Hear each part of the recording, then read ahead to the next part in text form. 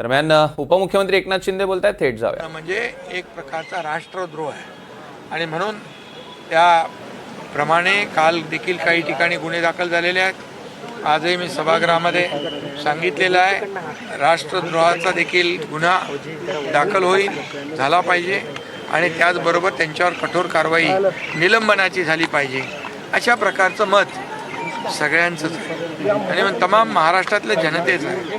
आणि म्हणून त्यांचं निंदाजनक वक्तव्य जे आहे, मी कालही म्हणालो की यांच्यावर कठोर कारवाई झाली पाहिजे, म्हणून त्याचे पडसाद आज विधानसभेत आणि विधान परिषदेमध्ये उमटलेले. परंतु ते त्यांचं वक्तव्य मागे घेतात ते वोट बँक पॉलिटिक्स बनवायला. हा, ते म्हणजे छत्रपती संभाजी महाराजांच्या बद्दल आरोप करून किंवा औरंगजेबाचं उदात्तीकरण करून त्यांना महाराष्ट्रातली जनता माफ करणार नाही. महाराष्ट्रातली जनता छत्रपती शिवाजी महाराज, छत्रपती संभाजी महाराजांना दैवत मानणारी आहे. त्यामुळे त्यांचा जो विचार असेल की हे कुणाला तरी बरं वाटावं म्हणून आमच्या राजाचं अवमान करणं आणि औरंग्याचं उदात्तीकरण करणं हे त्यांना परवडणार नाही. एवढंच मी त्यांना इशारा देऊ इच्छितो. अबू आजमी के खिलाफ शिवसैनिक ने काफी एफआईआर जो दर्ज की है, उसके साथ साथ अपने निलंबन की भी मांग की है. अबू आजमी इन्होंने जो वक्तव्य किया है वो निंदाजनक है, धिक्कार करने जैसा है.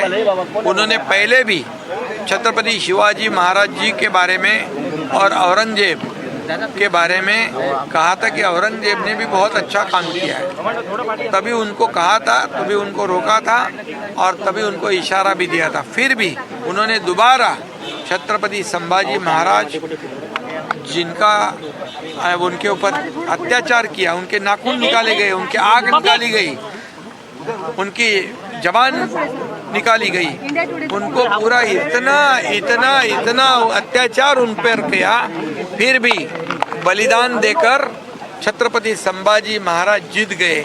लेकिन ये जीत कर भी हार गया औरंगजेब. और इसलिए औरंगजेब ने ये हिंदू देव देवता का मंदिर तोड़ दे, यहाँ के जनता को अत्याचार किया, माँ बहनों पर अत्याचार किया. ऐसे औरंगजेब अच्छा कैसे हो सकता है?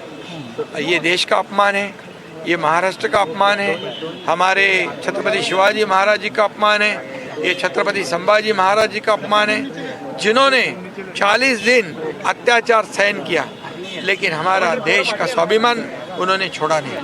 और इसलिए औरंगजेब का उदात्तीकरण करना, औरंगजेब की भलामन करना, ये बिल्कुल निंदाजनक है और ये राष्ट्रद्रोह जैसा काम है. इसलिए राष्ट्रद्रोह उन्होंने किया है और इसलिए उनके ऊपर कार्रवाई होगी. निलंबन की भी कार्रवाई करने की मांग अध्यक्ष जी के पास हमने की है. दरम्यान उपमुख्यमंत्री एकनाथ शिंदे बोलत होते आणि त्यांनी अबू आझमींवर कारवाई झाली पाहिजे अशी मागणी केली.